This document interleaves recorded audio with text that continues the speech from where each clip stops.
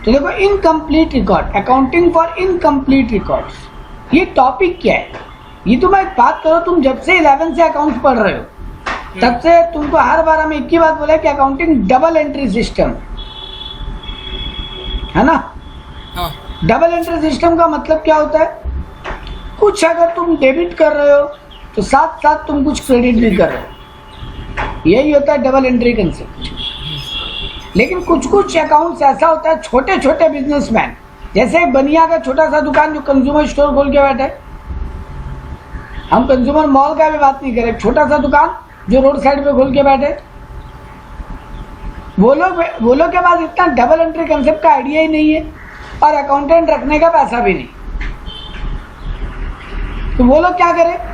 वो लोग क्या करते हैं, तुम एक नॉर्मल दुकान में जाते हो, क्या करते हैं, व्हाइट रंग का स्लिप रखता है, उस पर लिखता रहता है कितना का माल बिका और कितना रुपया मिल गया, और जिन जिन से उधार लेने हैं खाली उनका नाम लिख के रख लेते। मतलब अपना एक पर्सनल खाता मेंटेन करता है और उस खाता में खाली जो जो पैसा आज आया वो लिख लेते हैं और जो जो पैसा मिलना बाकी है, देना बाकी है, वो लिख के रख लेता है बस। उसका कोई अकाउंटिंग सिस्टम नहीं है। वो अचानक तुम्हारे पास आके बोल रहा है कि मेरा ना प्रॉफिट लॉस कैलकुलेट करके खाली हमको दे दो। सोचो तुम एक अकाउंटेंट हो, हाँ। वो तुम्हारे पास आके बोल रहा है कि मेरा ना प्रॉफिट लॉस कैलकुलेट करके बता दो। वो तुमसे पूरा अकाउंटिंग नहीं मांग रहे। इसमें दो टाइप का संबंध है, या तो तुमको बोलेगा मेरा अंडर सिंगल एंट्री सिस्टम जिसको बोलते हैं, एक हो गया सिंगल एंट्री सिस्टम, मतलब वो आके तुमको बोल रहा है मेरे पास कुछ कुछ डेटा है, मेरे पास एसेट लायबिलिटी का डेटा मिल जाएगा, मेरा दुकान का कितना कीमत है वो बता पाएगा, मेरे पास दुकान में अभी कितना का मोटा मोटी स्टॉक होगा ईयर एंडिंग में वो बता पाएगा, मेरे को बता पाएगा शुरुआत में कितना का स्टॉक था मेरे पास मोटा मोटी साल की शुरुआत में, वो मेरे को बता पाएगा मेरा बैंक बैलेंस कितना है ईयर एंडिंग में। मतलब एसेट लायबिलिटी का, क्रेडिटर का, डेटर का, स्टॉक का, फिक्स एसेट का, इनका जानकारी वो तुमको दे सकता है। वो तुमको थोड़ा बहुत और जानकारी दे सकता है कि हम ड्यूरिंग द ईयर कितना पैसा निकाल के घर ले गए और ड्यूरिंग द ईयर कितना और कैपिटल बिजनेस में डाले, बस। इससे ज़्यादा जानकारी उसके पास तो है नहीं। मतलब वो तुमको rent, salary, wages, purchase, sale, advertisement, transport, ये सब अलग अलग से बता नहीं सकते। परचेज और सेल भी नहीं बता सकते क्या? नहीं, क्योंकि वो तो खुदरा माल बेचता है। हाँ। तुम आया 10 रुपए का चिप्स का पैकेट लिया, उसको 10 का नोट देके चला गया, वो उसको कहीं लिख नहीं रहा है वैसे, ठीक बात। परचेज भी उसको पता है, कुछ कुछ परचेज वो बिल बना के लेके आया होगा तो वो डिटेल्स आज उसको मिल जाए, बट कई एक परचेज ये लोग का विदाउट बिल होता है तो उसका डिटेल वो कहीं लिख के नहीं रखा है। वो तुमको आज के दिन केवल एसेट लायबिलिटी का जानकारी और ड्राइंग और कितना कैपिटल को इंट्रोड्यूस किया नया उसका जानकारी दे सकता है। उसके अलावा उसके पास बेसिकली और कोई जानकारी नहीं है।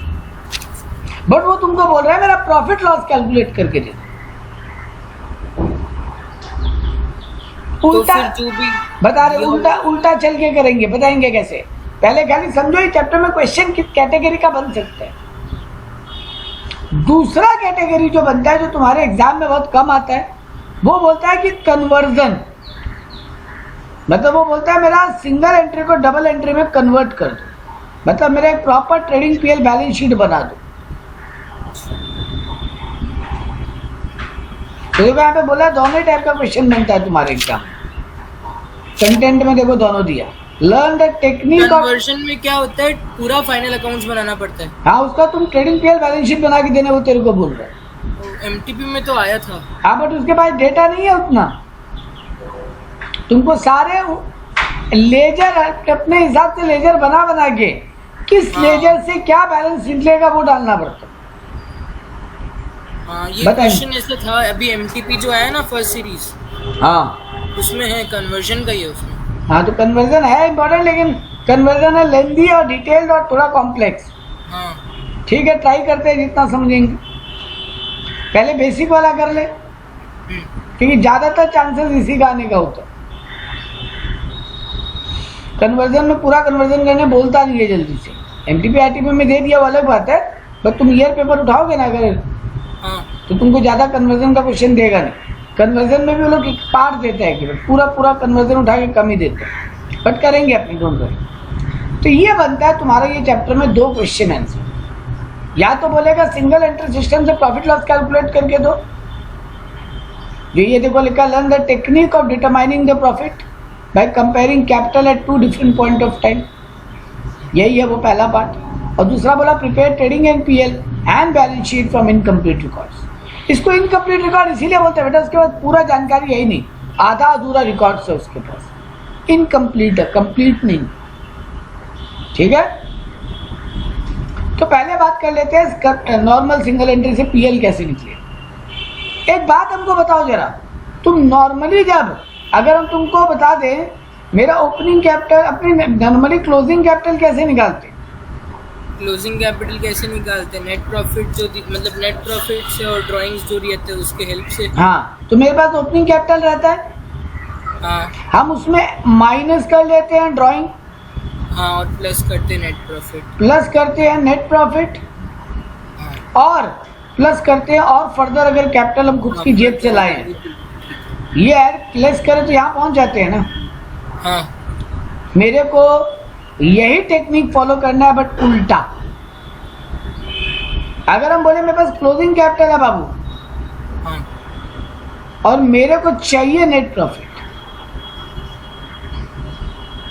तो देखो जब सीधा सीधा आते थे तो ओपनिंग कैपिटल में ड्राइंग माइनस और नेट फर्दर कैपिटल ऐड करते थे ना। देखो ये तो चाहिए ही, ये नेट प्रॉफिट तो निकालना ही है ना। ये नेट प्रॉफिट तो गायब है ना, हाँ यही तो निकालना है इस चैप्टर में। हाँ, तो ये तो ऑब्वियसली गिवन नहीं होगा, नहीं तो गिवन क्या क्या होगा फिर? क्लोजिंग कैपिटल दे दिया होगा, ड्राइंग्स दे दिया होगा, फर्दर कैपिटल दे दिया होगा और ओपनिंग कैपिटल दे दिया होगा। हाँ, और ओपनिंग कैपिटल दे दिया होगा। तो तुम गाड़ी चला सकते हो उल्टा, हाँ चला सकते हैं। चलो। तो क्लोजिंग कैपिटल तुमको गिवन है, हाँ ड्राइंग नॉर्मली सीधा सीधा आते हैं तो माइनस करते हैं, प्लस कर देंगे, यहाँ प्लस ड्राइंग कर देंगे। एडिशनल कैपिटल होगा उसको माइनस कर हाँ, देंगे। एडिशनल कैपिटल को माइनस कर देंगे तो आ गया मेरा नेट प्रॉफिट। ठीक है, हाँ तो बेसिक लॉजिक तो यही है। तो इसमें और क्या करना, हो गया चैप्टर टॉपिक खत्म। एक काम और करना है तुमको, ये क्लोजिंग और ओपनिंग कैपिटल भी पता नहीं होगा, वो निकालना पड़ेगा। अच्छा एक गलती और हुआ यहाँ पे, ओपनिंग कैपिटल भी क्या करोगे, माइनस ना। हाँ तो यानी फॉर्मूला पहले याद कर लो कि नेट प्रॉफिट तक कैसे पहुंचा जा सकता है उल्टा गाड़ी चला के। क्लोजिंग कैपिटल में ड्राइंग ऐड करेंगे और ओपनिंग और फर्दर कैपिटल माइनस करेंगे। अपने आप को पहले ये लाइन समझाओ, क्लोजिंग कैपिटल में ड्राइंग ऐड बैक करेंगे और ओपनिंग एंड फर्दर कैपिटल को माइनस करेंगे। माइनस करेंगे। बात क्लियर है? हाँ अब पंगा ये है कि क्लोजिंग और ओपनिंग कैपिटल भी नहीं दिया क्वेश्चन, तो वो भी निकालना क्लोजिंग और ओपनिंग भी नहीं दिया होगा। नहीं, वो भी निकालने का टेक्निक होगा कुछ, बस वही टेक्निक जानना और टॉपिक खत्म। क्या है वो? देखो तुमको ना एक स्टेटमेंट ऑफ अफेयर्स बनाना पड़ेगा। क्या नाम लिया? Statement of affairs. एक डबल कॉलम बनेगा, डबल कॉलम, ठीक है। जहां पे लिखेंगे अपने लायबिलिटी, इधर लिखेंगे अपने एसेट। ये मेरा होगा ओपनिंग, ये मेरा होगा क्लोजिंग, ये मेरा होगा ओपनिंग, अच्छा। ये मेरा होगा क्लोजिंग। और कैपिटल फिर liability minus asset, asset minus capital तुम्हारा बैलेंसिंग फिगर होगा। हाँ तुमको अगर हम बता दें मेरे पास ओपनिंग फिक्स एसेट था, ओपनिंग फर्नीचर था 1 लाख का, हाँ और मेरा क्लोजिंग फर्नीचर 1.5 लाख का है, ये तुमको डेटा हाँ। गिवन होगा, डोंट वरी। ठीक है, तुमको हम बोले मेरा मशीन है ओपनिंग 3 लाख का, मान लो क्लोजिंग भी 3 ही लाख है, मशीन में चेंज नहीं किए होंगे इस बार, फर्नीचर हम और 50,000 का लाए होंगे। ठीक है, देखो बोल देगा मेरा ओपनिंग डेटर है 70,000, क्लोजिंग डेटर है मान लो 90,000। मेरे को ये सब बताया हुआ रहेगा, डोंट वरी, इनको अब और ढूंढने का दरकार नहीं है। ठीक है, मेरे को बता देगा स्टॉक मेरा ओपनिंग स्टॉक है मान लो 1 लाख का, क्लोजिंग स्टॉक है 90,000 का। मान लो मेरे को बता देगा ओपनिंग कैश है मेरा 50,000 और मेरा क्लोजिंग कैश है मान लो 60,000। मेरे को ओपनिंग बैंक बैलेंस बता देगा 40,000 और क्लोजिंग बैंक बैलेंस बता देगा मान लो 25,000। इधर में मेरे को बताएगा मेरा क्रेडिटर है ओपनिंग 30,000 और क्लोजिंग क्रेडिटर है 40,000। मेरे को बता देगा मेरा कोई लोन या बैंक ओवरड्राफ्ट, बैंक ओडी या कोई भी लोन, मतलब कोई भी अदर लायबिलिटी। मान लो ये ओपनिंग बता दिया 20,000 और क्लोजिंग बता दिया 30,000। ये डेटा गिवन है, ठीक है। हाँ अब ओपनिंग और क्लोजिंग कैपिटल निकल सकता है, निकल सकते हैं। क्योंकि बैलेंस शीट का रूल क्या बोलता है, बोथ साइड इक्वल होता है ना। हाँ ओपनिंग एसेट का साइड और ओपनिंग लायबिलिटी का साइड इक्वल होना चाहिए। तो ये पहले ऐड हाँ। करो ओपनिंग कितना है, देखो 1 लाख मेरा फर्नीचर है, 6,60,000 6 लाख 60,000। वेरी गुड, टोटल करके रखियो। 660 माइनस हम क्या करेंगे 30 और 20 50,000, क्योंकि मेरा हाँ। टोटल तो 660 आना इधर भी, हाँ तो 660 माइनस 50 तो 610। 610 मेरा ओपनिंग कैपिटल हो गया, ठीक है। और वो सीट 7,10,000। उधर आ रहा है 7,10,000 हाँ और तो इधर मेरा 40 और 30 70 माइनस करना है तो 640, ठीक है।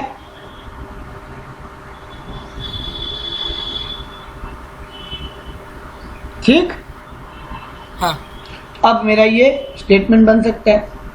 मेरे को क्वेश्चन में बता देगा मेरा इस बार फर्दर कैपिटल लगाया हुआ है मान लो 50,000 और हाँ अब मेरे को क्वेश्चन में बता रहा है हर मंथ ड्राइंग करता है, मेरा ड्राइंग पर मंथ है 5,000 का।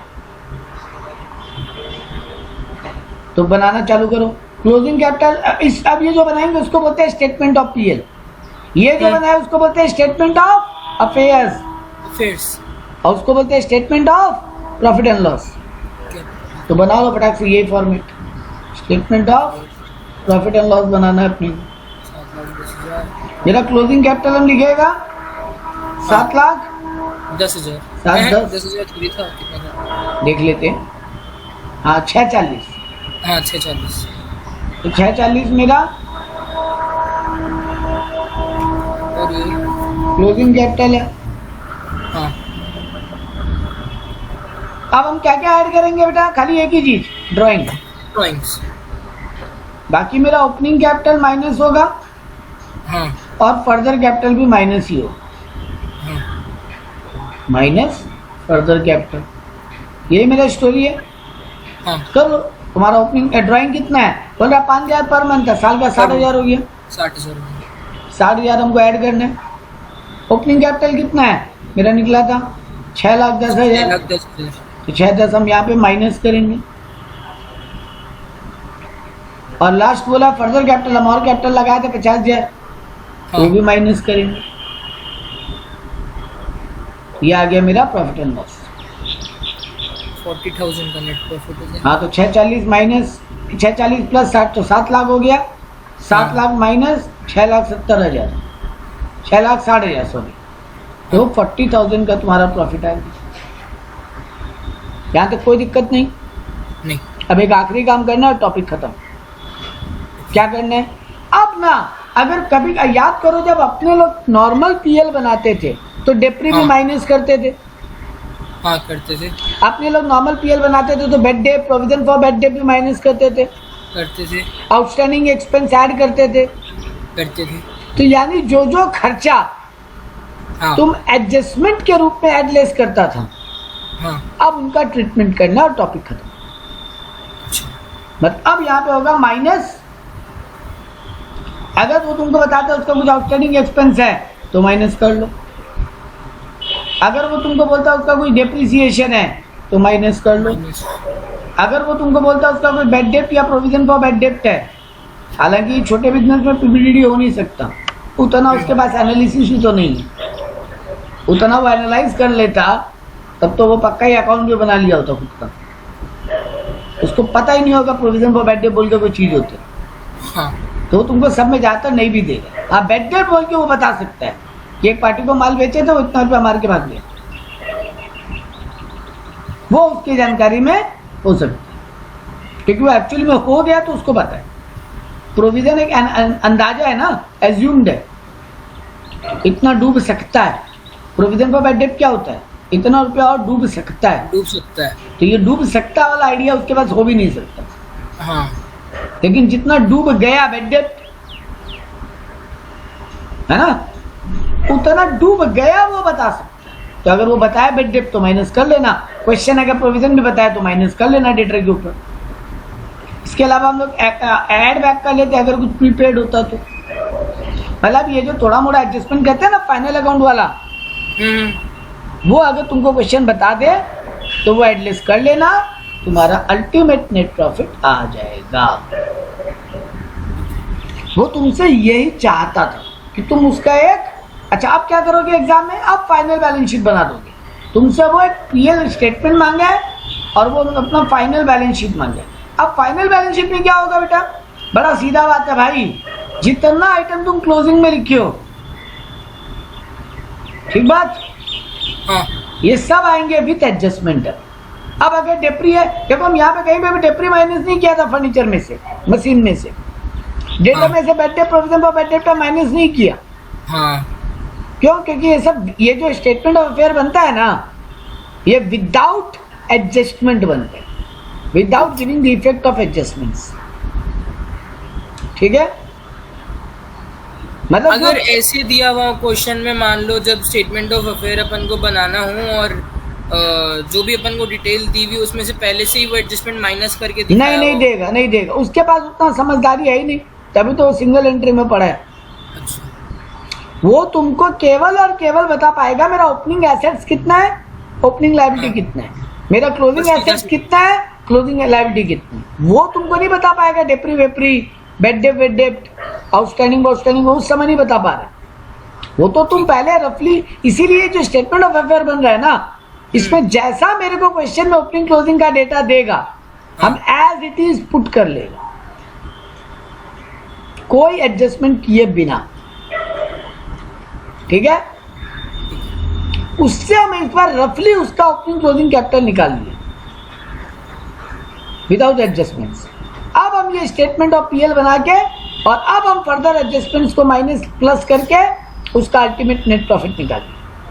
उसका पहला रिक्वायरमेंट यही था तुमसे कि मेरा प्रॉफिट कैलकुलेट करके दो, तो तुम उसको बोलोगे देख भाई रफली यही है, 90% मतलब सही है, ये 100% सही नहीं है ये, क्योंकि वो डेटा जो तुमको देगा प्रैक्टिकल वर्ल्ड में, वो भी उसको अंदाजा में देगा, वो कई एक फिगर तो तुम, वो भी तुमको एग्जैक्ट कुछ बता नहीं पाएगा।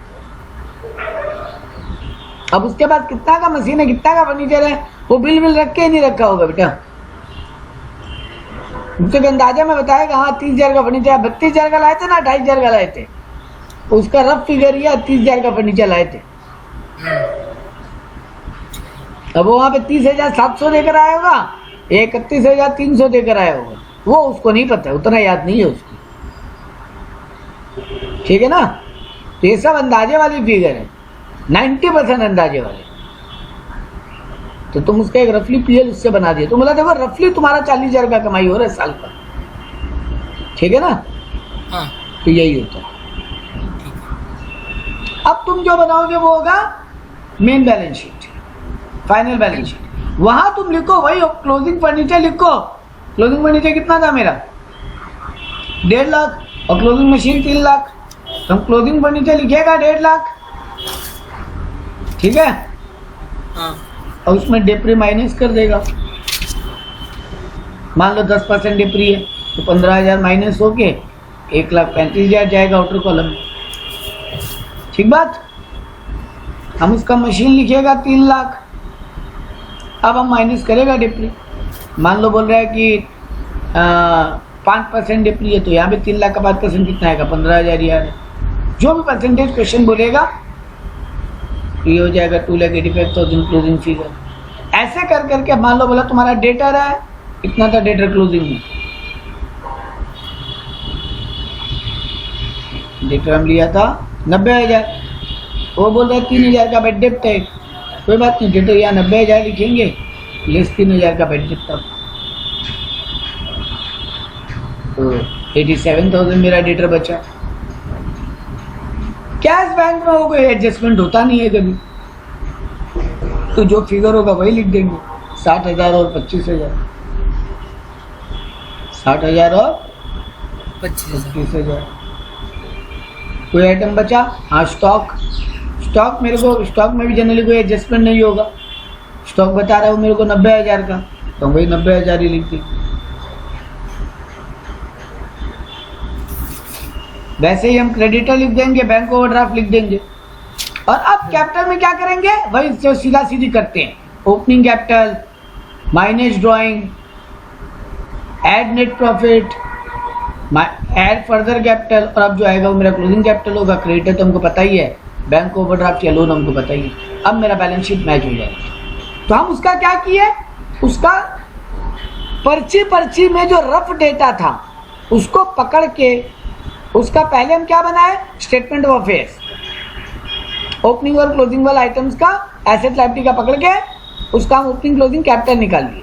उस ओपनिंग कैपिटल क्लोजिंग कैपिटल को पकड़ के, फर्दर कैपिटल और ड्राइंग को पकड़ के हम उसका नेट प्रॉफिट निकाल लिए।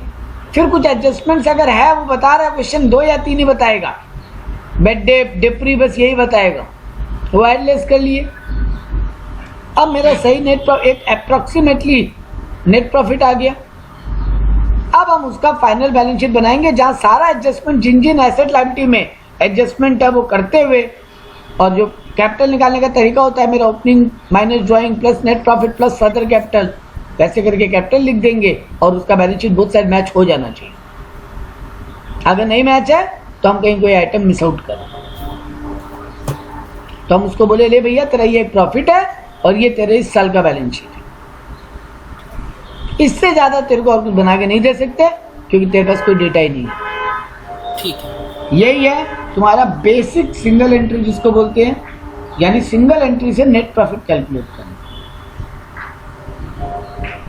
बात क्लियर है? क्लियर है। देखो एक सम करें। हाँ,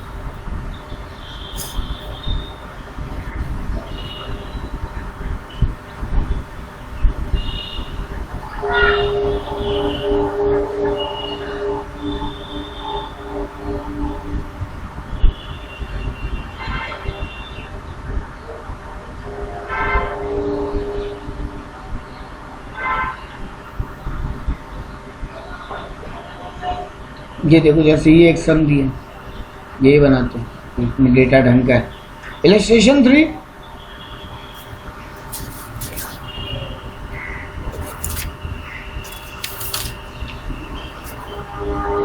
मिला? हाँ, देखो यहाँ पे क्या बोल रहा है, asset and liability of mister x. तुमको बता रहा है 2021 का एसेट और लायबिलिटी, 21-22 का एसेट लायबिलिटी बता दिया, 2021 का भी 2022 का। देखो बिल्डिंग ओपनिंग बता रहा है बट क्लोजिंग नहीं बता रहा, तो क्या मान लेंगे यही रहा होगा। तो तुमको इन्वेंट्री बता रहा है, यानी स्टॉक बता रहा है, ठीक है। वो तुमको दो ओपनिंग क्लोजिंग का डेटा बताया, कैश बैंक बताया। इसके अलावा वो तुमको opening cash in and closing cash in and बता रहा है, और लायबिलिटी साइड का भी आइटम बता दिया, ठीक है। ये देखो पहले क्या बनाया, स्टेटमेंट ऑफ अफेयर्स, हाँ, और एक ही टी फॉर्म, ये क्या बोलते हैं, डबल कॉलम में बना लोगे, अलग अलग बनाने का दरकार नहीं। कोई कोई सम तुमको कोई बुक में दिखाई देगा कि 21 का अलग बना रहा, 22 का अलग बना रहा, 2 बैलेंस शीट बना रहा ऊपर नीचे, वो मत करना एग्जाम में, क्योंकि उसमें टाइम बर्बाद होगा, हेडिंग लिखने का, आइटम के नाम लिखने का, ठीक है।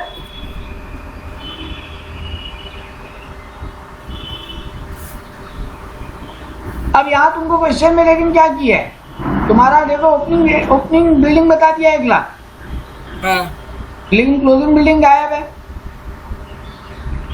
अगर बता दिया होता तो वही लिख देते बाबू, ठीक है। नहीं बताया तो क्या करें अब, क्या बोलते हो? कैलकुलेट करना पड़ेगा। कैसे कैलकुलेट करोगे? बिल्डिंग का ओपनिंग वैल्यू 1 लाख था तो क्लोजिंग कितना था? सर में सम्स में ना, बिल्डिंग लिखा हुआ है, वेरी गुड, सब में बोला है depreciate building bye 2.5% per annum and furniture bye 10% per annum, तो यानी वो वैल्यू निकाला जा सकता है।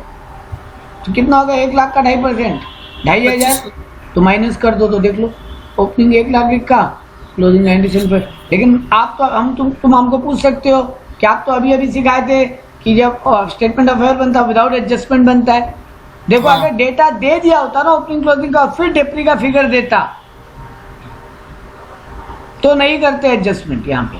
लेकिन बिना क्लोजिंग दिए हुए तो करना पड़ेगा ना? हाँ, अगर क्लोजिंग का फिगर गायब है तो तुमको निकालने बोला मतलब तब डेप्री माइनस करना पड़ेगा। यही छोटा छोटा ट्रिक होता है बाबू, जो याद रखने के लिए होता है या समरी नोट में लिख लेने का होता है कि अगर दे देगा क्लोजिंग फिगर तो वही ले लेंगे स्टेटमेंट ऑफ अफेयर्स में, और नहीं देगा तो डेप्री माइनस करके निकाल देंगे। एक लाइन में ये तुम्हारा समरी लाइन होना चाहिए, तो इससे क्या होगा वो लाइन देखते ही याद आ जाए, अच्छा ऐसे करना है। चलो ठीक है, तो ये हो गया 1,97,500 लिख लिए। नेक्स्ट मेरे को क्या दिया है 50,000 फर्नीचर बोला है और 10% डेप्री का ये लोग इस बार प्लानिंग किया है बोल रहे हैं, तो 50,000 का 10% 5,000, तो मतलब 45,000 क्लोजिंग वैल्यू हो जाएगा। दोनों आ गए। इन्वेंट्री का मेरे को ओपनिंग फिगर दिया है 1,20। अब देखो जो फिगर दिया वही लिख रहे हैं, इन्वेंट्री का दोनों फिगर दिया है, डेटर का दोनों फिगर दिया है 1,20, 270, 40 और 90। तो देखो ये पूरा लिखा 1,20, 270, 40 और 90। तुमको कैसीन एंड कैसेट बैंक दिया है, हाँ ये रहा 70 और 85, और इधर दिया है 1200 और 3200। तो ये देख लो 70 और 85, 1200 और 3200। तो मेरा एसेट साइड का सारा आइटम कंप्लीट। हम टोटल निकाल लेंगे 381,200 और 5,90,700। मेरे को लाइबिलिटी साइड का भी आइटम दिया है कि लोन 1 लाख था, 80,000 हो गया, क्रेडिटेड 40,000 था, 70,000 हो गया। तो ये लिखा 1,80,000 और 40 और 70। तो 381,200 में 140 माइनस करो तो 241,200 बैलेंसिंग फिगर आ गया। जैसे ही 5,90,700 में 80 और 70 यानी 1.5 लाख माइनस करो तो तुम्हारा आ गया 4,40,700। ठीक है, तुमको इस क्वेश्चन में खाली मांगा है तुमसे स्टेटमेंट ऑफ अफेयर्स का, तो यहीं रुक गए तुमको डेटा और भी गिवन था। तुमको और डेटा क्या बोल रहा है, बोला proprietor was mature during the LIC of a proprietor was mature during the period of amounting to 40,000, it retained in the business. देखो LIC कभी भी बिजनेस का नहीं होता, पर्सनल होता है। बिजनेस का कोई लाइफ नहीं होता है, इंसान का लाइफ होता है। तो लाइफ इंश्योरेंस कभी भी बिजनेस का नहीं हो सकता, ऑलवेज एक जीता जागता इंसान का हो सकता है। और प्रोप्राइटरशिप बिजनेस में जीता जागता इंसान उसका ओनर है, ठीक है ना। हेलो, हाँ, तो उसका वो प्रोप्राइटर उसका जीता जागता ओनर है, तो उसका लाइफ इंश्योरेंस रहा होगा। हाँ, तो उसका लाइफ इंश्योरेंस बिजनेस में रिटेन हो गया, मतलब ये तो फर्दर कैपिटल की तरह हो गया। हाँ, मेरा पर्सनल चीज बिजनेस में ही रह गया, रिटेन इन द बिजनेस बोला। हाँ, और वैसे बोला प्रोप्राइटर टू का 2,000 per month for meeting family expenses, वो 2,000 रुपया पर महीना करके वहां से विड्रॉ भी कर रहे, तो ये ड्राइंग हो गया। तो 24,000 का ड्राइंग है और 40,000 का फर्दर कैपिटल है। Further capital. तो मेरा इस क्वेश्चन में मांगा नहीं था इसलिए हम यूज नहीं किए, मेरे को यहाँ पे खाली स्टेटमेंट ऑफ अफेयर्स बोल के रोक दिया, ठीक है ना। लेकिन देखो बोला कि अगर स्टेशन 4 क्या बोलता है, अगर बोलते यहीं से प्रॉफिट निकालो मतलब स्टेटमेंट ऑफ PL बनाओ, तो हो जाएगा ना। ओपनिंग कैपिटल कितना आ रहा है मेरा, क्लोजिंग कैपिटल 4,40,700 लेस करेंगे हम फर्दर कैपिटल 40,000 माइनस किया, ऐड करेंगे ड्राइंग, ऐड किया 2,000 और लेस करेंगे ओपनिंग कैपिटल, हाँ, तो 2,41,200 मेरा ओपनिंग कैपिटल है, ये रहा, ठीक है। ठीक तो है, ये हम माइनस कर लें तो मेरा आ गया इस बार का प्रॉफिट। ठीक है। तो ये बनता है ऐसे। ये ऑल्टरनेटिवली जो बता रहा हूँ मत ट्राई करना, कंफ्यूजन है वो। तुम्हारा ये स्ट्रेट फॉरवर्ड तरीका है, तुम बस यही कर। अब इसी में अगर बोल दिया होता कि आउटस्टैंडिंग एक्सपेंस है तो वो माइनस कर लेते, अगर इसी में बोल दिया होता बैड डेप्ट है तो माइनस कर लिए होते, इसी में बोल दिया होता डेप्रिसिएशन है तो माइनस कर लिए होते। सर यहाँ तो था डेप्री, माइनस क्यों नहीं किए? अरे बेटा वो तो तुम ऑलरेडी माइनस करके तो ये कैपिटल निकालो, तुम ऑलरेडी माइनस करके तो ये फिगर निकालो। अगर यहाँ माइनस नहीं किए होते दक्ष तो अब नीचे माइनस करते। ठीक है? हाँ, अगर यही पार्टनरशिप का सम्स होता तो पार्टनर को और क्या देते हैं ये नॉर्मल खर्चों के अलावा? इंटरेस्ट ऑन कैपिटल देते हैं, इंटरेस्ट ऑन कैपिटल, पार्टनर को सैलरी देते हैं, पार्टनर को कमीशन देते हैं। हाँ, तो वो भी माइनस कर लियो तो ये फर्दर एडजस्टमेंट में, ये प्रॉफिट के बाद। अगर ये पार्टनरशिप का सम्स होता तो अगर ये सोल प्रोप्राइटर का है तो यहाँ तक प्रॉफिट आया। अब इसके बाद उनको अगर 2-3 एडजस्टमेंट क्वेश्चन बोला होता, बैड डेट, डेप्री, ये सब कर लेते, बात खत्म, मेरा नेट प्रॉफिट आ जाता। ठीक। लेकिन यही अगर पार्टनरशिप का होता तो उन नॉर्मल एडिशनल एडजस्टमेंट के अलावा भी तो पार्टनर्स को भी तो कुछ देते हैं हम लोग, जो सोल प्रोप्राइटर में नहीं देते हैं। सोल प्रोप्राइटर में ओनर खुद को ब्याज नहीं देता है। हाँ, सोल प्रोप्राइटर में ओनर खुद को सैलरी और कमीशन नहीं देते, बट पार्टनरशिप में मिलता है, पीएल अप्रोप्रिएशन अलग से बनाते हैं अपनी। हाँ, तो वही चीजें यहाँ पे और माइनस हो जाती। ठीक। तो ये सोल प्रोप्राइटर में, ये पार्टनरशिप बिजनेस में टेंशन लेने का कुछ नहीं है, बहुत आसान बात है। ठीक है, बात क्लियर है? हाँ, यही है तुम्हारा ये चैप्टर। अब इसका सम बनाना, जो सम नहीं बने हमको बोलना। हाँ, ठीक है। हाँ, अब आता है कन्वर्जन। कन्वर्जन कहाँ है चालू? हाँ, ये conversion of final account, conversion of single to double जब हम बात करते हैं, ठीक है, मेरा बात एक चीज दिमाग में रखना, मेन 5 लेजर है जो तुमको बनाना पड़ेगा और उनसे क्या फिगर निकल सकता है वो समझना पड़ेगा। तुमको बनाने क्या बोल रहा है? वो बोलता है मेरा सिंगल एंट्री से हम परेशान हो गए, ये हर साल हमसे नहीं हो रहा इतना, ये उटपटांग करके उल्टा चलने वाला काम। तो तुम्हारा जो क्लाइंट है वो तुमको आके बोला मेरा सिंगल को डबल में कन्वर्ट ही कर दो इस बार, ताकि अगली बार से फिर हर चीज डबल एंट्री में ही रहे। ओके। वो तुमको तुम्हारा अकाउंटेंट, तुम एक सीए, वो तुमको अपने अकाउंटिंग के लिए रखा है, या तो जॉब पे रखा है या तुम क्लाइंट की तरह रखा, बात एक ही है। हाँ, तुम सीए का ऑफिस खोला और वो तुमको आके बोल रहा है बस हर साल मेरा ये बनवा देना, हाँ, या फिर तुमको जॉब पे रख लिए, जो भी है। ठीक है, बात ये है भैया जी, वो तुमको बोल रहा है परेशान हो गए ये इस तरीके से रिकॉर्डिंग रखने में, डेटा इस तरीके से मेंटेन मेरे पास रह नहीं रहा है, बड़ा खिचड़ी पक जा रहा है, आगे जाके दिक्कत आएगा। तो एक काम करो ना, मेरे सिंगल को डबल में कन्वर्ट ही कर दो और फिर अगली बार से वैसे ही मेंटेन कर लो जैसे तुमको लगता है कि डबल एंट्री मेंटेन होना चाहिए। वो तुमको बोला है, तुमको सारा सेल बिल, परचेज बिल सब दे देंगे। ठीक है। तो आगे का बात हुआ कि आगे वो डबल एंट्री की तरह चलाएगा उसको, बट आज के दिन तो सारा डेटा रफ है और वो तुमको बोल रहा है मेरा इसी साल ट्रेडिंग पीएल बैलेंस शीट बना के दे दो मुझे और अगली बार से मेंटेन कर लेना। तो अब बनाओगे कैसे इस बार? क्योंकि इस बार तो सब डेटा बिखरा हुआ है, समेटना पड़ेगा सबको, समेटना पड़ेगा, कुछ गायब फिगर निकालने पड़ेंगे। क्या क्या मेन फिगर हो सकते हैं जो तुमको निकालने पड़ेंगे इस बार के लिए? पहले उन पे फोकस करो, तब समझ में आएगा क्या क्या लेजर बनाना और उनसे वो फिगर निकालना। मेरा 2 लाइन को क्लियर कर लो, तुम्हारे क्या फिगर गायब है वो निकालने हैं, तो तुमको पहले ये गैस करना पड़ेगा कि हमको मेन क्या क्या फिगर चाहिए ट्रेडिंग पीएल बनाने के लिए। देखो बैलेंस शीट बनाने का डेटा वो तुमको टिक टाक ही दे रहा है ना? हाँ, वो तुमको data creditor, fix asset, stock, cash bank, creditor, overdraft, loan, ये सब टिक टाक ही बताए, उससे तुम उसका ओपनिंग क्लोजिंग कैपिटल निकाल ही लोगे, है ना? लेकिन असली खेला क्या है ट्रेडिंग पीएल बनाने का? क्योंकि उसका अभी जो हम लोग पीछे सम किए या अब तक हम जितना भी बोला, हम कहीं पर भी तुमको बोला कि वो तुमको सेल, परचेज, ये सब का भी डेटा देगा? नहीं।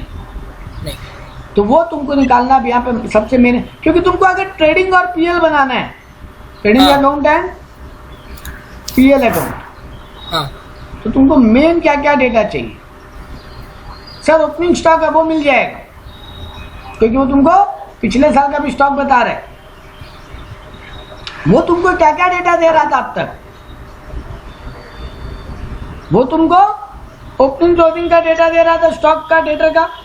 हाँ तो यानी ओपनिंग स्टॉक तुमको वो बता दे रहा था, हाँ वो तुमको क्लोजिंग स्टॉक भी बता दे रहा था।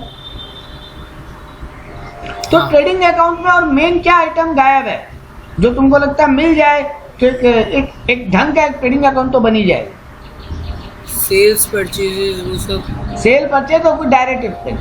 हाँ डायरेक्ट एक्सपेंस तो भैया जी वो तुमको बताने से और तुम कहीं से ढूंढ भी नहीं पाओगे, हाँ क्योंकि वो हर बार लेबर को कितना दिया माल लाने का, ये सब वो बताना मुझको बहुत मुश्किल है। ठीक है, तो तुम एक काम करो, तुम कम से कम परचेज सेल निकालने का बुद्धि लगाओ। तो मतलब यहाँ पे बाई सेल्स ये क्वेश्चन मार्क होगा, और यहाँ पे टू परचेज ये क्वेश्चन मार्क होगा, तो बाकी तुम्हारा जीपी निकल ही जाएगा फिर। ठीक बात। तो यानी यहाँ सर ये मेन ये दो फिगर निकालने हैं कहीं से ढूंढ के। पहले फोकस करो क्या क्या फिगर निकालना है, तो आसानी से समझ पाओगे क्या लेजर बनाना है, और आसानी से समझ पाओगे उन लेजर से कहाँ से वो फिगर निकलेगा। ठीक है।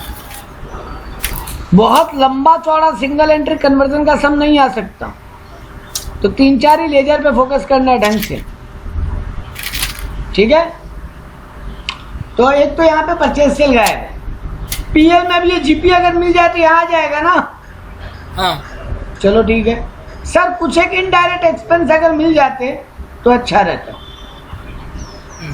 ठीक है, वो मोटा मोटी वो तुमको बताएगा, और नहीं बताएगा तो वो भी निकाल लें, तो यहाँ से मेरा नेट प्रॉफिट आ जाएगा। ठीक बात। ठीक। और नहीं तो भी उल्टा मेथड से जो हम नेट प्रॉफिट निकाला है उसको अगर हम नेट प्रॉफिट मान लेंगे, और ये सब मेरा बैलेंसिंग फिगर आ जाएगा इनडायरेक्ट एक्सपेंसेस।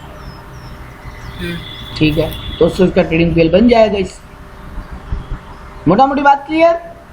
हाँ अब क्या क्या लेजर हमको बनाने एग्जाम में पढ़ेंगे वो समझ लो। सबसे पहले तो हमको डेटा का लेजर बनाना आना पड़ेगा, क्योंकि डेटा लेजर से मेनली क्या निकलेगा? Credit sale. बात समझे? डेटा क्या होता है? जिसको माल उधार में बेचते हैं। हाँ हमको ट्रेडिंग बनाने के लिए सेल चाहिए, हाँ सेल चाहिए, तो यहाँ पे क्रेडिट सेल निकल जाएगा। कैश सेल या तो क्वेश्चन में गिवन होगा, नहीं तो उसको भी निकालने का बुद्धि बताएंगे। तो सेल्स अकाउंट में हमको कैश सेल और क्रेडिट सेल चाहिए। ठीक है, चाहिए क्या पहले वहां फोकस करो, फिर कहां से निकलेगा वो समझ में आ जाएगा, फिर लेजर बनाना बता देंगे, चैप्टर खत्म। ठीक है। ब्रेन को सिंक कैसे करो कि क्या क्या चाहिए और कहां से मिलेगा। तो मेरे को क्या क्या चाहिए? मेरे को क्रेडिट सेल कैश सेल चाहिए। क्रेडिट सेल निकल जाएगा मेरा डेटा अकाउंट बना के। कैश सेल कहां से निकलेगा उसका 2 मिनट में बात हो जाएगी। ठीक है, हाँ चलो नेक्स्ट मेरा क्रेडिटर अकाउंट बना लेंगे हम एक लेजर। वहां से मेरा क्या निकल जाएगा? Credit purchase. क्रेडिट परचेज निकलेगा, ये ध्यान रखना। हाँ डेटा क्रेडिटर से वो नहीं निकलता कि माल कैश में कितना लाए या माल कैश में कितना बेचिए, क्योंकि डेटा क्रेडिटर में वो आता ही नहीं है।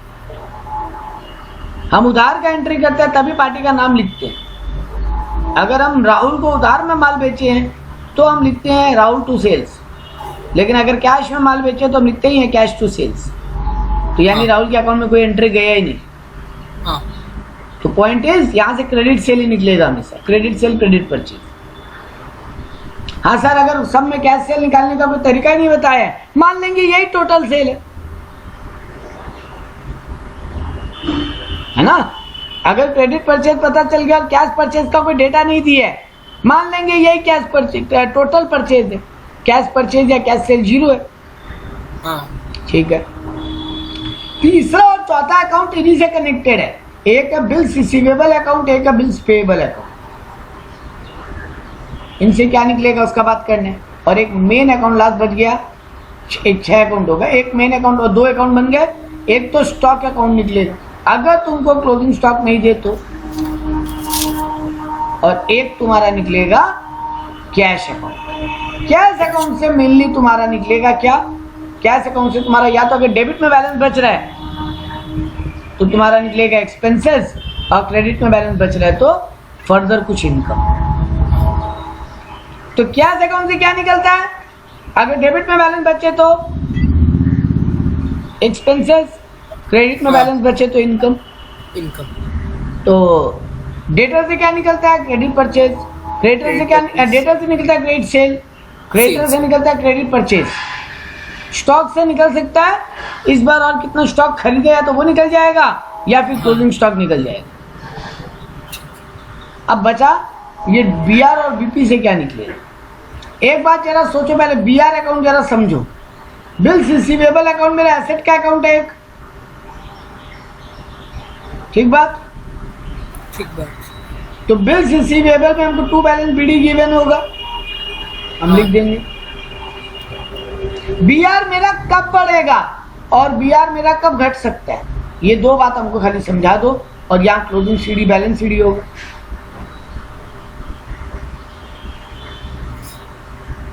बिल्स रिसीवेबल कब बढ़ेगा, पहले कब बढ़ेगा वो बताओ।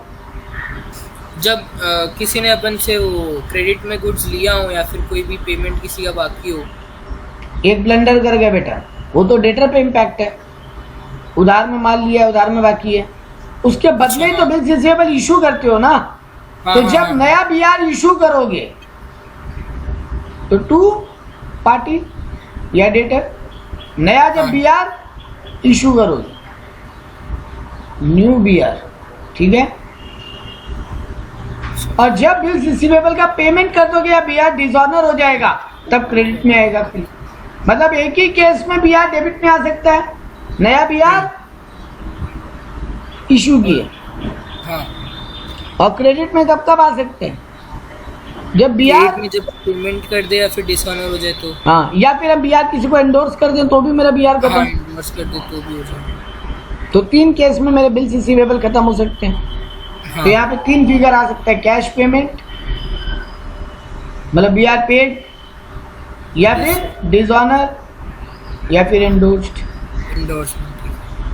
यही बेटा जी दिमाग लगाने लायक, इसीलिए चैप्टर वाला ये पार्ट बहुत काम का चैप्टर है।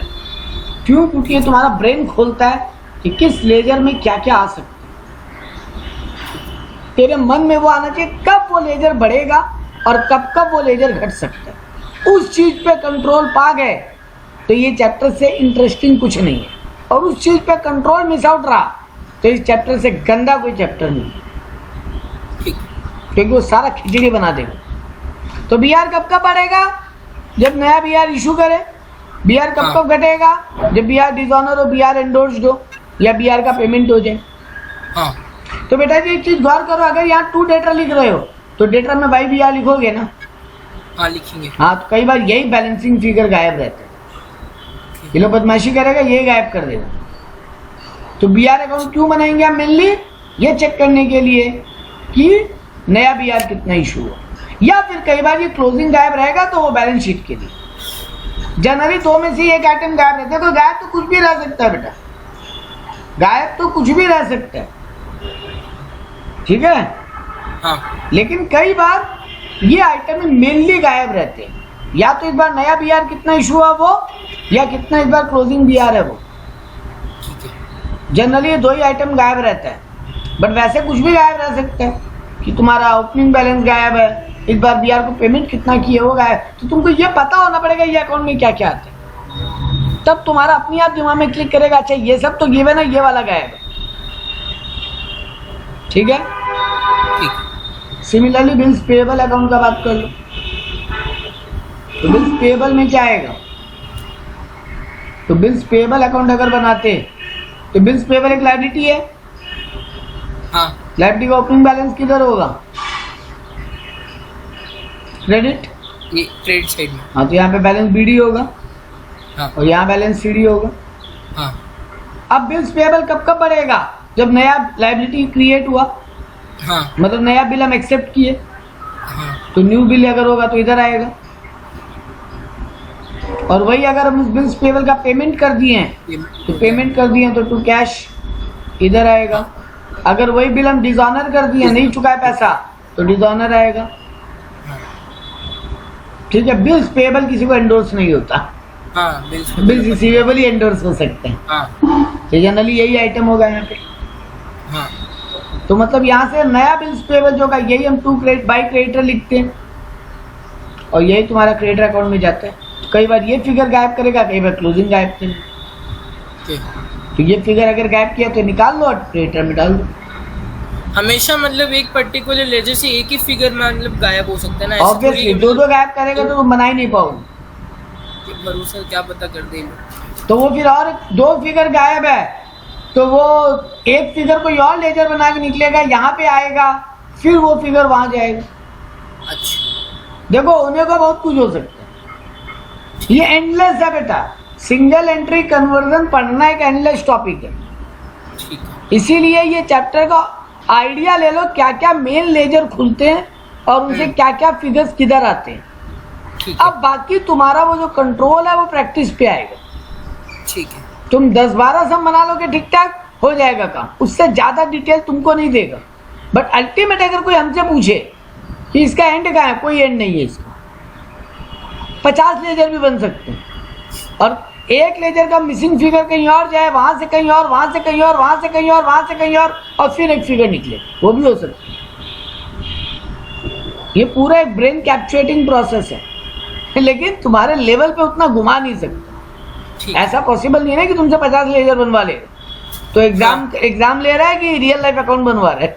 नहीं, और 3 घंटे का एक ही सम देगा, सिंगल एंट्री, 3 घंटे में खत्म, पेपर शुरू वहीं खत्म वहीं। हाँ ऐसा तो करेगा नहीं। नहीं तो जनरली तुमसे 2-3 लेजर ही बनवाते हैं, इसीलिए हम तुमको ये 6 लेजर का मेन कहानी समझा रहे हैं। हाँ। तो ठीक है, बीआरबीपी से क्या निकलेगा समझ में आ गया। हाँ अब आ जाओ डेटा अकाउंट से क्या क्या निकल सकता है और कहाँ क्या जाएगा।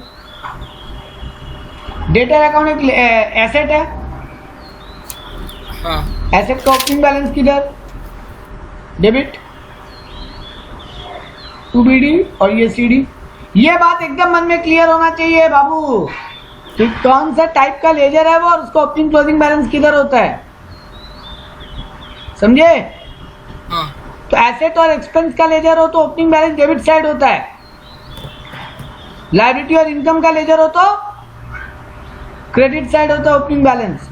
ट्रायल बैलेंस वाला ट्रिक काम करेगा यहाँ पे। ठीक है। लिंक करना है तो ट्रायल बैलेंस से लिंक करो, आसान रहेगा जिंदगी। ठीक है। एसेट एक्सपेंस का ओपनिंग, एसेट एक्सपेंस को ट्रायल बैलेंस में कहाँ लिखते हो, डेबिट साइड ना। हाँ तो देखो जितने भी एसेट और एक्सपेंस है उन सबका ओपनिंग बैलेंस डेबिट साइड होगा। और लायबिलिटी इनकम को कहाँ लिखते हो, क्रेडिट में। ट्रायल बैलेंस में कहाँ लिखते हो, कैपिटल, इंटरेस्ट रिसीव्ड, लोन, सब क्रेडिट में लिखते हो। सबका ओपनिंग बैलेंस किधर होगा, क्रेडिट में। क्रेडिट में। और ओपनिंग जिधर होगा तो क्लोजिंग तो उल्टा होगा, ये तो याद करने का जरूरत नहीं। हाँ तो ओपनिंग किधर होगा वो ट्रिक ब्रेन में रखना हमेशा। तो तुमको पहला काम केवल ये गेस कर लेना ये लेजर किस नेचर का है, एसेट है कि एक्सपेंस है, लायबिलिटी है कि इनकम है, बस ये 4 ही। तो पहला काम हो जाएगा ये आराम से। अब तुरंत दूसरा काम सोच लो, अरे एसेट एक्सपेंस है तो ओपनिंग बैलेंस तो डेबिट होगा और लायबिलिटी इनकम है तो ओपनिंग बैलेंस क्रेडिट होगा। क्रेडिट होगा। अब अगला लाइन, और हिसाब से देखा जाए तो दुनिया का सारा लेजर खत्म। हम 3 लाइन में दुनिया का सारा लेजर को सम अप करते हैं। ठीक है। पहला लाइन क्या है, ये गेस करना कि वो एसेट है कि एक्सपेंस है कि लायबिलिटी की इनकम है। हाँ। दूसरा काम क्या है, उसका ओपनिंग बैलेंस किधर होता है वो सोचना। हाँ। तो एसेट एक्सपेंस का ओपनिंग बैलेंस किधर होता है, क्या, एसेट या एक्सपेंस का ओपनिंग बैलेंस किधर होता है, debit side. Very good. Liability और इनकम का क्रेडिट साइड। बस ठीक है। और जिधर ओपनिंग होगा क्लोजिंग उल्टा होगा। हाँ। अब आखिरी लाइन, और दुनिया का सारा लेजर खत्म। हाँ। जब जब वो लेजर बढ़ेगा जिधर ओपनिंग बैलेंस होता है उधर ही लिखेंगे, और जब जब वो लेजर रिड्यूस हो रहा होगा जिधर ओपनिंग बैलेंस, जिधर क्लोजिंग बैलेंस होता है उधर लिखेंगे। ठीक है। Whenever a ledger is increasing, we would write in that side where its opening balance is there. तो अगर एसेट या एक्सपेंस का लेजर बढ़ रहा है, ओपनिंग बैलेंस डेबिट में होता है, तो जब जब इंक्रीज करना है डेबिट में लिखेंगे। ठीक है। और जब जब डिक्रीज करना है क्रेडिट में लिखेंगे। सिमिलरली लायबिलिटी और इनकम का ledger opening balance credit side होता है, हाँ, तो जब जब वो लेजर बढ़ेंगे हम तो क्रेडिट ही करेंगे, और जब जब वो लेजर रिड्यूस होंगे वी तो विल डेबिट इट। ठीक। ये जो हम अभी पिछले 1-1.5 मिनट में बोला है ना, हाँ, इसको घोल के पी जाओ, जिंदगी का सारा जर्नल और सारा लेजर सॉल्व हो जाएगा। और इन पे कंट्रोल नहीं है तो कभी ना कभी कहीं ना कहीं ब्लंडर मारते रहो। ठीक है। इतना ही है अकाउंटेंसी। कोई हमसे पूछता है ना हमको अकाउंट्स 4 लाइन में पढ़ाओ, हम यही 4 लाइन में अकाउंट्स पढ़ाते हैं, खत्म। इससे बेसी और अकाउंट्स का बात ही नहीं करते। इसके अलावा बाकी सब क्या है, इतना सारा चैप्टर वो सब प्रेजेंटेशन और कुछ नहीं। सोचने का लॉजिक तो इतना ही है भैया जी। जिस दिन इस पे कंट्रोल पा गए ना बेटा, उस दिन तुम अकाउंट में बम बम हो, नहीं तो तुम्हारे ऊपर बम बम है सारा, सारा बम तेरे सर पे गिरेगा आके। ठीक है, हाँ, ये बात याद करना, घर में कहीं जाए नोट डाउन करो कॉपी में। हाँ, 3 मेन बात क्या, नंबर 1 बोलो। वो ओपनिंग बैलेंस और क्रेडिट, मतलब ओपनिंग बैलेंस और क्लोजिंग बैलेंस ध्यान रखना। नहीं, पहला बात ध्यान रखना वो अकाउंट किस नेचर का है। हाँ, किस नेचर का है। तो number 1 line is nature of the account, whether it is asset, liability, expense और इनकम। ठीक है। Number 2, asset and expense as a debit balance, liability and income as a credit balance. ठीक है। ओपनिंग बैलेंस का बात कर रहे हैं, हाँ, बाकी क्लोजिंग हमको बोलने का जरूरत नहीं है। हाँ, और तीसरा इंपॉर्टेंट बात, जब जिस लेजर का जिधर ओपनिंग बैलेंस है बढ़े तो उधर, घटे तो उल्टा। ठीक है। जिस लेजर का जिधर ओपनिंग बैलेंस है, अगर वो लेजर को इंक्रीज करना है तो उधर ही लिखो, और घटे तो उल्टा करो, रिवर्स साइड, खत्म बात। तो डेटर का ओपनिंग बैलेंस किस तरफ है, डेबिट साइड का। तो जब जब डेटर बढ़ेगा डेबिट ही लिखेंगे। डेटर कब कब बढ़ सकता है, जब क्रेडिट में अपन से वो क्या और सेल्स उधार में माल बेचे तो क्रेडिट सेल से डेटर बढ़ेगा। हाँ, जनरली बढ़ने का यही एक ट्रिक है। हाँ, घटेगा कब कब, घटेगा तब जब वो पेमेंट हो गया हो। एक एक करके आराम आराम से चबा के। तुम बोल रहे अगर हाँ। पेमेंट हुआ है तो पेड हुआ है तो इधर आएगा, हाँ, और मतलब तू क्या बाई कैश आएगा, पैसा हाँ। मिल गया मतलब तो बाई हाँ, कैश ऐसा आएगा। हाँ। और क्या होगा डेटर का मतलब, यही तो। चलो हम एक एक करके बात बोलते हैं। बीआर बना तब भी तो डेटा घट जाएगा। अच्छा, हाँ, हाँ, ठीक है। इसीलिए बोला था बीआर अकाउंट में देखो कितना लिखे थे ये डेटर को हम। हाँ, ठीक कहाँ है। गया मेरा बीआर अकाउंट, हो गया, ये रहा, नीचे। ये रहा। बीआर में हम क्या किया, नया डेटर बनाते तो यहाँ लिखे थे, तो हाँ, डेबिट में लिखे थे बीआर में। हाँ, हाँ, तो देखो जैसे डेटर अकाउंट के उसके कहाँ लिखेंगे, ठीक है। ये रहा क्रेडिट में। ठीक है। डिस्काउंट दिए तो भी तो डेटर कम हो जाता है। डिस्काउंट से डेटर कैसे करना। अरे वाह, हम दक्ष बाबा से 1.5 लाख रुपए पाते थे, दक्ष मेरा डेटर है। हाँ, हाँ, हम दक्ष को बोले जाओ 5,000 तुमको डिस्काउंट दिए, अब हम दक्ष से कितना पाते हैं। हाँ, ठीक है, नहीं कम ही होगा। ठीक है। ठीक है। हाँ, इसके अलावा बेड डेट से भी डेटर कम होता है। हाँ, बस इतना ही मेन आइटम है। ठीक बात, इसीलिए वीडियो रिकॉर्ड कर रहे थे ताकि इसको बाद में देख देख के अपने रफ कॉपी में रफ फॉर्मेट रेडी कर सको। हाँ, ठीक है। तो क्या क्या जैसे डेटा बढ़ेगा, मेनली एक ही है क्रेडिट सेल, क्रेडिट सेल्स। बाकी घटता ही है डेटर। हाँ, पेड हो, बिल्स रिसीवेबल हो, डिस्काउंट हो, बेड डेप्ट हो। ठीक। ठीक बात। तो जनरली ये क्रेडिट सेल या तो बैलेंसिंग फिगर होगा, ये गायब करते हैं लोग बहुत बार, या फिर क्लोजिंग गायब करता है बहुत बार। मेनली ये दो ही गायब करता है। हाँ। कभी कभी ये पेमेंट वाला फिगर भी गायब कर सकता है। अगर यहाँ पे पेमेंट वाला गायब होगा तो यहाँ भाई कैश आ जाएगा बैलेंसिंग फिगर, हाँ, और वो कैश अकाउंट में चला जाएगा। ठीक है। तो ये मेनली इतने ही आइटम। सिमिलरली क्रेडिटर अकाउंट देख लो, क्रेडिटर का ओपनिंग बैलेंस किधर होगा, डेबिट में, क्रेडिट में, क्रेडिट में, और क्लोजिंग बैलेंस डेबिट में। डेबिट। अब क्रेडिटर जब जब बढ़े सर मेनली एक ही चीज से बढ़ता है, क्रेडिट परचेज। Credit purchase. अच्छा एक बात और, तो एक और चीज से डेटा बढ़ता है, भूल गए थे। अगर बिल्स रिसीवेबल डिसऑनर हो जाए तो फिर से डेटा बढ़ जाएगा, हाँ है ना। हाँ। सिमिलरली यहाँ पर भी बोल सकते हो, अगर बिल्स पेबल डिसऑनर हो जाए तो फिर से क्रेडिटर बढ़ जाए। नया बीपी बना रहे हैं तो क्रेडिटर घटेगा, डिस्काउंट हमको मिल रहा है तो क्रेडिटर घटेगा। हाँ। हम उसका पैसा मार लें, जिसको क्या बोलते हैं, हाँ। देखो डेटर मेरा पैसा मारता है उसको बेटे बोलते हैं। हाँ। क्रेडिटर भाई साहब मेरा, हम क्रेडिटर भाई साहब का पैसा मारे तो उसको क्या बोलेंगे, बेटा जी उसको बोलते हैं डेफिशिएंसी। ओके। हम लोग एंट्री क्या पास करते हैं जब हम किसी का पैसा मारते हैं, हम जनरल एंट्री क्या पास करते हैं, कैश अकाउंट डेबिट, बेड डेप्ट अकाउंट डेबिट, हाँ। टू वो जो भी पार्टी का नाम है मिस्टर एक्स। हाँ। सिमिलरली जब हम किसी का पैसा मार लें तो हम एंट्री करेंगे mister Y account debit, to हाँ। कैश, और जितना रुपया हम उसका जितना दे दिए टू कैश, जितना मारे उसको लिख देते हैं टू डेफिशिएंसी। ठीक है, तो हम किसी का पैसा मारे वो डेफिशिएंसी अकाउंट में जाता है, और कोई मेरा पैसा मारे वो बेड डेप्ट अकाउंट में जाता है। अब ये सब ट्रिक तुमको जानना बहुत जरूरी है, क्योंकि अब तुम एक लेवल ऊपर जाने का तैयारी में हो, तो ये सब बातें पता होनी चाहिए, छोटी छोटी माइन्यूट।